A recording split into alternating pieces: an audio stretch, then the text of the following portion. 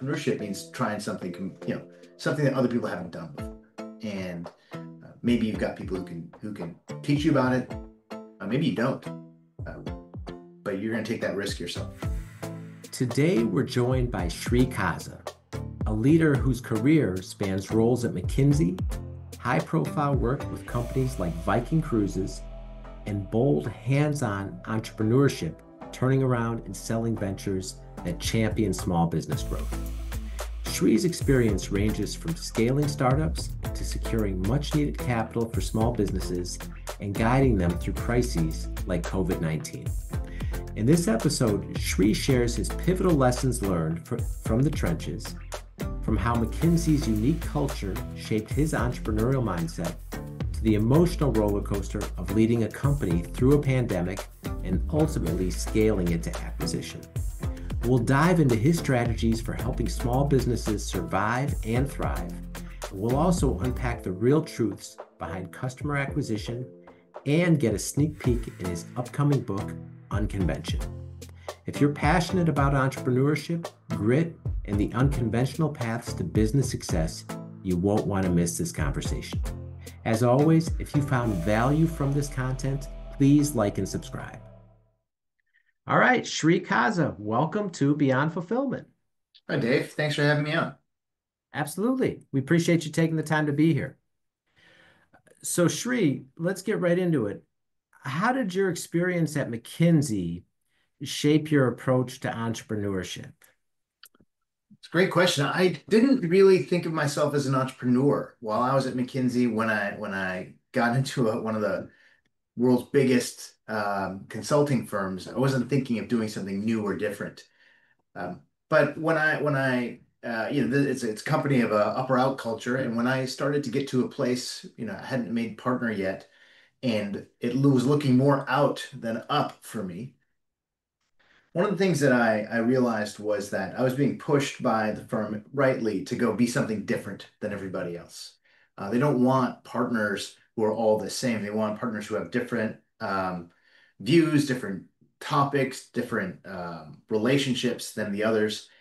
And uh, I didn't at the time fully understand it, but I decided I wanted to go after something that nobody was telling me I should do. Most people were telling me, it's not worth my time. I was focusing on smaller clients at McKinsey size. That would be like a $2 billion revenue client instead of a multi-billion dollar Fortune 50 company. And when I started doing that, and there was nobody out there who could give me good advice because nobody else had done it before, I felt pretty alone. And I felt like, hey, this is going to end my career here. I'm enjoying what I'm doing, but I'm not going to get promoted because there's nobody looks like me. And what I realized only after I got promoted and I got to be made partner was that that's kind of what they want. They want people to go out and do something new, and something that's not the same as, or at least at the time, they wanted people who would do something that's not the same as the rest of the other partners. And when a good mentor of mine had said, "Hey, that's kind of what entrepreneurship is you got to go do something where the path hasn't been blazed out." Um, I got I got really excited about trying some other new things. So I actually left McKinsey after being a partner only a couple of years, because I was really excited about trying to do something new, something that somebody hadn't done before.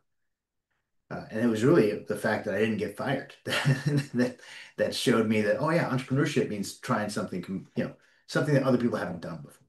And maybe you've got people who can teach you about it. Maybe you don't. Uh, but you're going to take that risk yourself. Okay.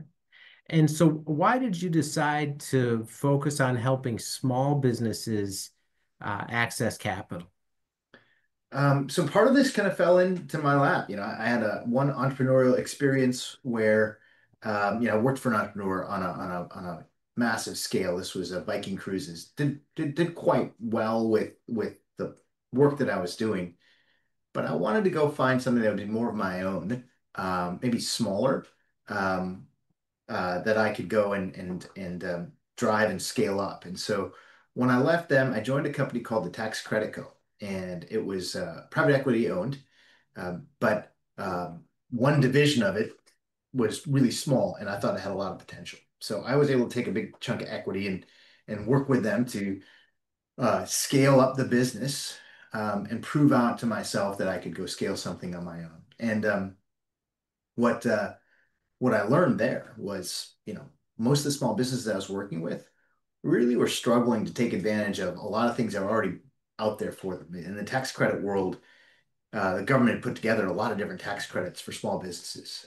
Credit for if you hire people who are coming off of government support, or if you're um, conducting business in a zone that doesn't have as much opportunity.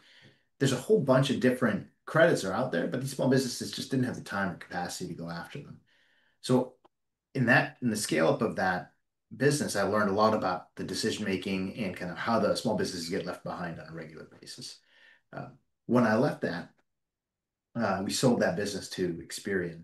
Um, but when I left, I joined a different one, business that had a mission as well to help small businesses access capital. And so that particular business was looking at companies that just didn't have assets to lend to borrow against. So if you're running a business and you go to a bank, they want to know you're either putting up property, or you're putting up equipment, or you're putting up your home against a loan.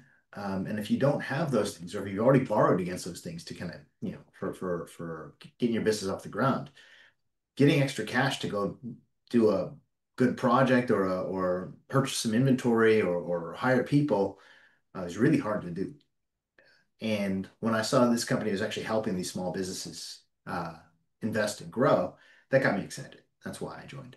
And then me becoming the CEO and leading it to an acquisition was after COVID. That company also got hit pretty hard by the pandemic. Its clients got hit pretty hard by the pandemic, and then turning it around and scaling back up and selling it was a big thing for me in inspiring what I wrote. So let's talk about that process a little bit more. So when you took it to, turn around, like you said, COVID, a lot of companies got hit hard. You did there as well, and you turned it around and scale it all around, all the way up to getting acquired, in a short period of time. What was that process like? It was tough, when I was there before COVID hit. We had a good team, probably 7 or 8 executives, and probably had about 120 people. And we were deploying cash to 200, 300 businesses, every month. It's quite successful in terms of getting to a good size. And then when COVID hit, we couldn't make any money because, one, our lenders didn't want us lending at the time because it was too risky.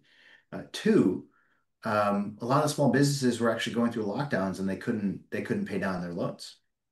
So we had to go and make some quick decisions and cut as much expense as possible. That meant we let go of maybe 80 of the people on our team right away. And uh, we let go of most of the people who were really smart and contributed a lot in that scale up. They all had better opportunities too, when other businesses were kind of coming back up. So we lost another 10, 15 people, just for that, because we weren't in a position to scale up, and the folks who had that experience left us. So that left me at the end of 2020 with, an executive team of three instead of seven, a core team of loyal, hardworking folks, but with not as much experience scaling up businesses, and very little cash coming in from investors because we'd already struggled because of COVID. And so that scale up process involved, going back and doing everything we had done in the prior couple of years when we were first kind of building out the company and scaling it up, but doing it faster because we already knew the answers. So that was good. But doing it with less resources and less people, and doing it more efficiently, just because we were trying to make up for all the time and money lost during COVID.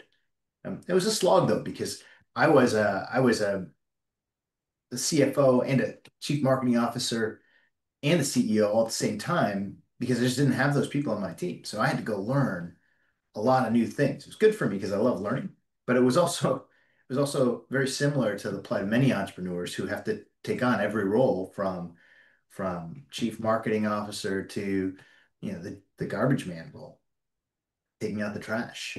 It's when you don't have the resources and you're trying to grow something, you've got to fill every gap. Okay. And so when you're going through that, right? Like COVID hits you hard. You lose, sounds like about 90% of your total employees or thereabouts. You're filling multiple executive roles. Money's drying up.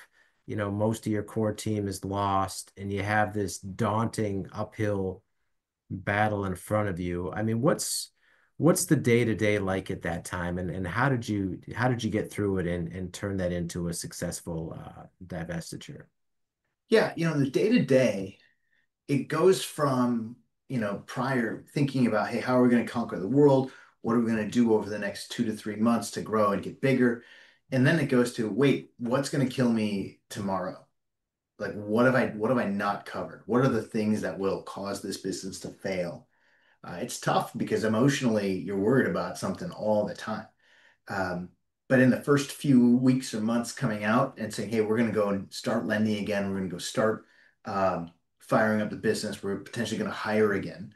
Um, you start to see a few of those, what I would call like a sprouts coming up from the ground, like a couple of leaves. Hey, there's something alive there. We can feed it, we can grow it. Um, but that fear of, hey, what's going to kill me tomorrow moves to what's going to kill me next week. In a few more months, 5 more months, 6 more months, you're sitting there saying, "Hey, what am I worried about for next month? What are the things that I absolutely have to get done and solve for so that I can survive another month of this?" And it probably wasn't until year two of saying, "Hey, how do I survive month to month?" that we could start to say, "Hey, can we get to a place where we'll get acquired? Can we get to a place where we can get a new investor in here who's excited about the potential?" But that's I wouldn't wish it on anybody. But if you flip it around and you say, "Hey, this is my idea. This is uh, my baby I want to give to the world." Yeah, you fight every day to keep it alive, and you fight every day to get it to grow and get bigger. And it isn't that painful when it's yours, right? It was something that you care about and you think you wanna bring to the world. Okay. And following up on that, right? Like you said, that the pain and so much of the challenge and the struggle, it's easier to deal with when it's your idea and your baby, so to speak. Uh, but what would you say is the biggest misconception people have about the entrepreneurial journey? So my personal take on it is we do a lot of celebrating of the biggest winners in entrepreneurship. You always talk about the people who made billions, but we don't really talk about the many, many, many people who've tried and failed more than once.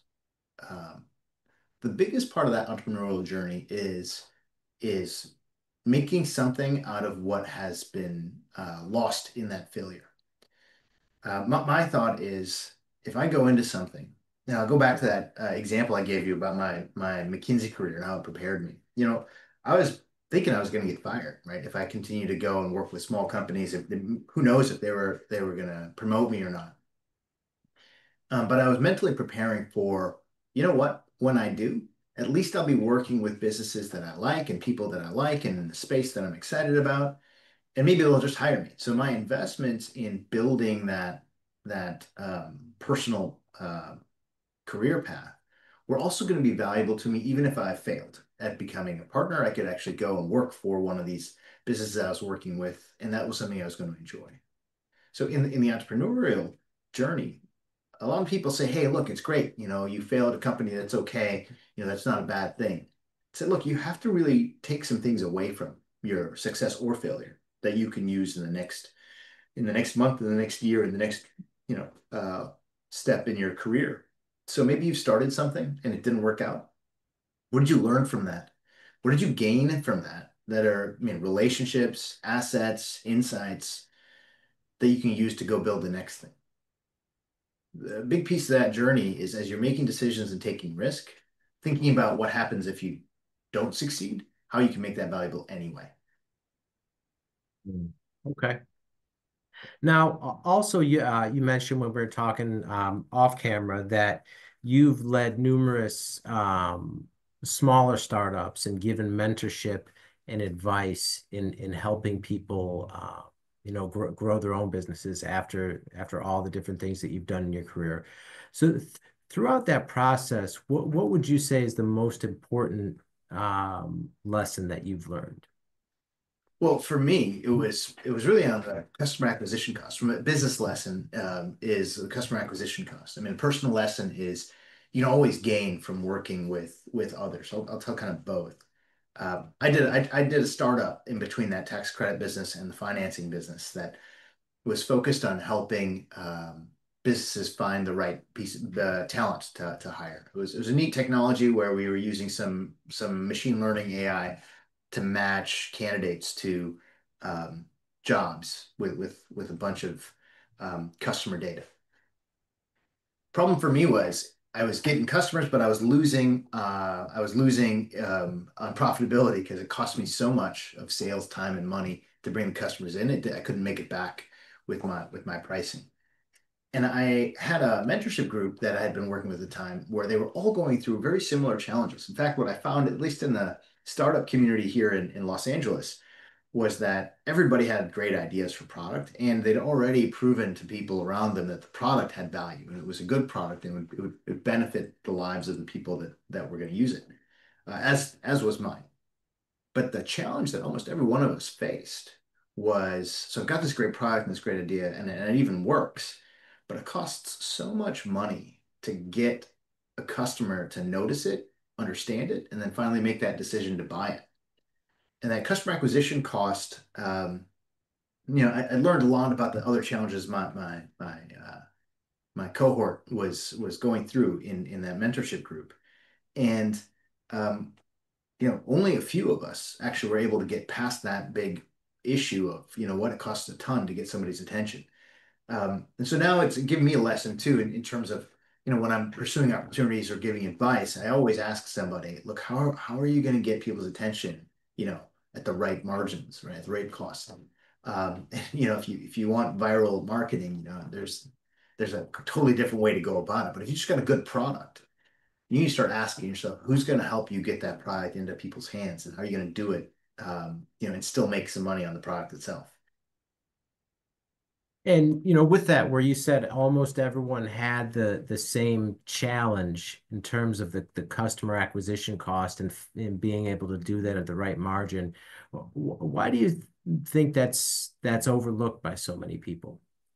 I think it's overlooked because most entrepreneurs, when they have an idea, at least in the space that I've been in spending time, most of these guys are looking at the product and the experience and what they're bringing to market and the problem that they're solving. They get really excited about that.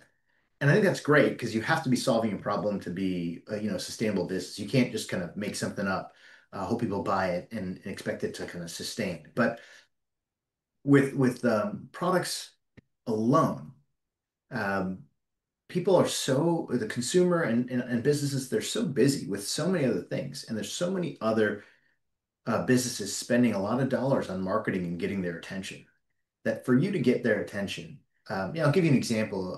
It's an easier example. Like, I had a classmate who had done some interesting services for new mothers, and the cost of getting the attention of a new mother is astronomical.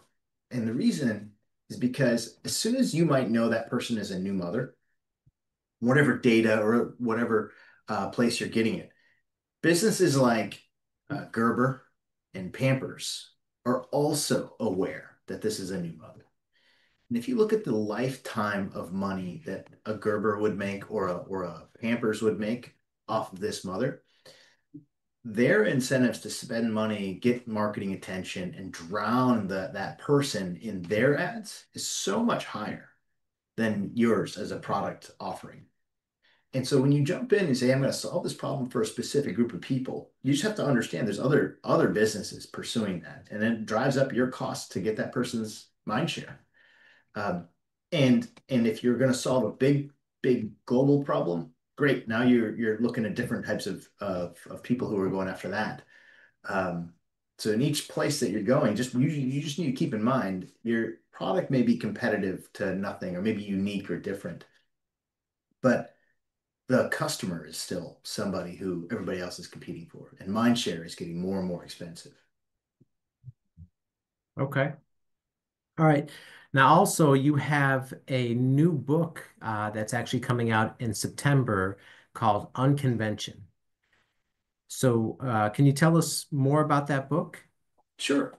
Look, I spent 10 years at McKinsey doing strategy for big corporations, and then kind of the last 10 years of my career have been helping small businesses. And that story I told you about getting hit pretty hard by COVID, and us having to go and dig ourselves out of a hole and turn things around.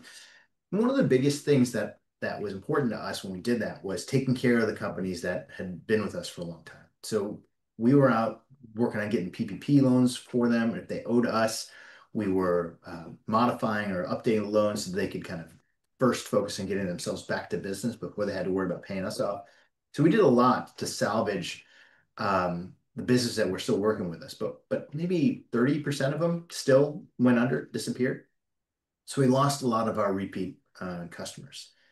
But we had enough when we came out of it that we could get going again and get into a growing business. Right? And they were really, really important to us. So I did a little bit of research. We had a lot of good data at the company. Did a little bit of research into like why some survived and why others didn't. And we could see in that data that there were a number of them that didn't fit that what I would call the simple, clear strategy of growth and profit pursuit that you would expect a surviving company to look like.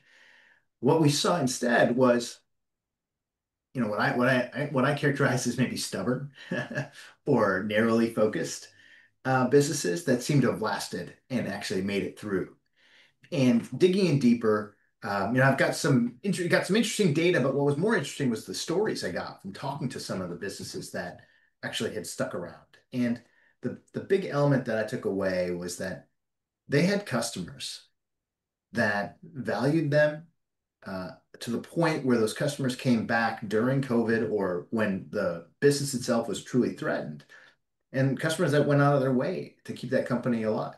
You could probably imagine you went to a restaurant that you used to sit down at, right? But during COVID, you ordered takeout. You just made sure to order takeout probably more often than before because that's a restaurant that you wanted in your life.